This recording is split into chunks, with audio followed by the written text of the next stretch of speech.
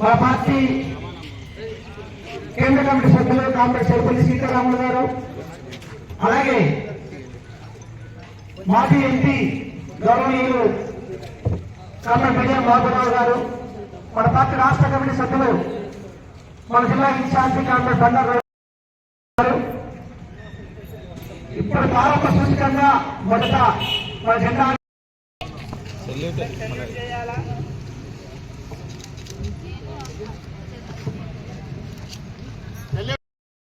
ఆయన జోహార్ అమర వీరులకు, జోహార్ జోహార్, జోహార్ అమర వీరులకు, జోహార్ జోహార్.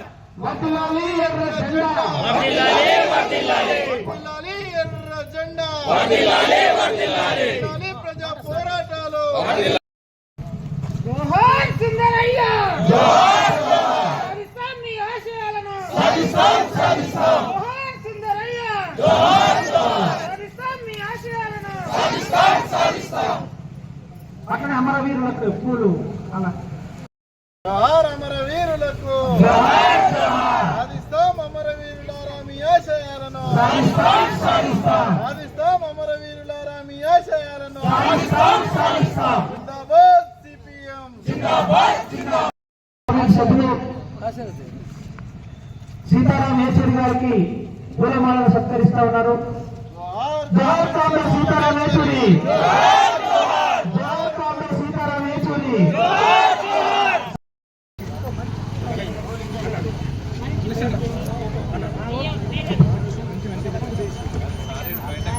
అట్లనే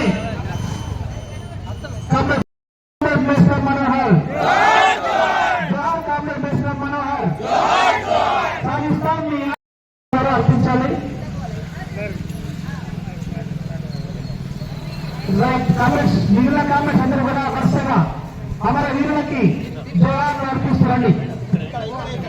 ఓ హరణ పతాకమా జీవన కేతనమా నీటిది గోరె కేతనమా నీటిది గోరె సెల్లు. ఓ హరణ పతాకమా సే గురుమారెడ్ సెల్యూట్, శ్రమ జీవులకే తనమా నీకిది గోరెడ్ సెల్యూట్, శ్రమ జీవులకే తనమా నీకిది గోరెడ్ సెల్యూట్. వీరుల త్యాగ ఫలితమే నీ వర్ణము ఎరుపైంది. వీరుల త్యాగ ఫలితమే నీ వర్ణం ఎరుపైంది. వీరుల త్యాగ ఫలితమే నీ వర్ణము ఎరుపైంది. వీరుల త్యాగ ఫలితమే నీ వర్ణం ఎరుపైంది. నీ వెతలను విసిస్తుంటే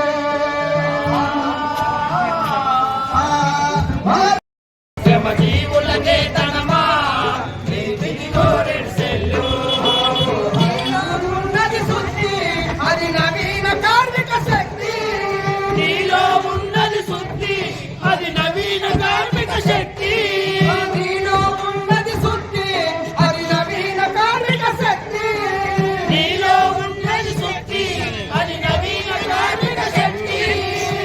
కలిసున్నది నీలో కొడవలి అసంఘటిత జనావళి.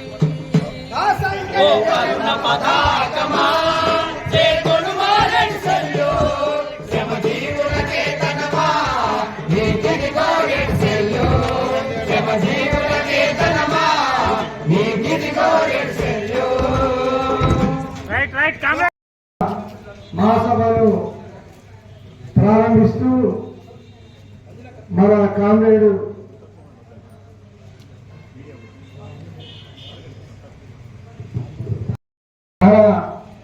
ఈ మహాసభలను ప్రారంభిస్తూ మన పార్టీ కేంద్ర కమిటీ సభ్యులు తోర్పల్లి సీతారాములు గారు ప్రారంభించారు మహాసభను అని చెప్పి కోరుతా ఉన్నాం. కోరుతూ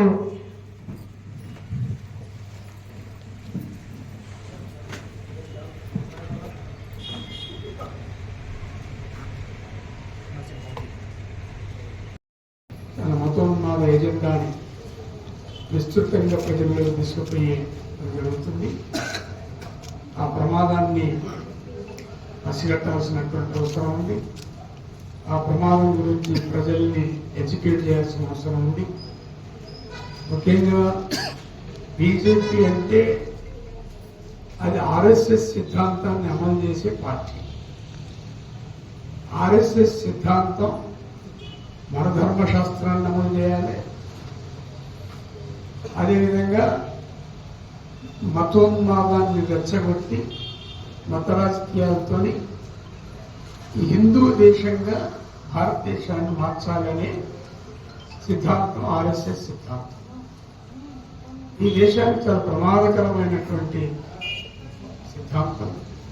అందుకే మన రాజ్యాంగ నిర్మాతలు ముఖ్యంగా డాక్టర్ బిఆర్ అంబేద్కర్ గారు మన లౌకిక ప్రజాస్వామ్యం, సామ్యవాదం, లౌకిక ప్రజాస్వామిక దేశంగా ఉండాలి అనేది రాజ్యాంగంలో రాసుకున్నటువంటి ముఖ్యమైన విషయం.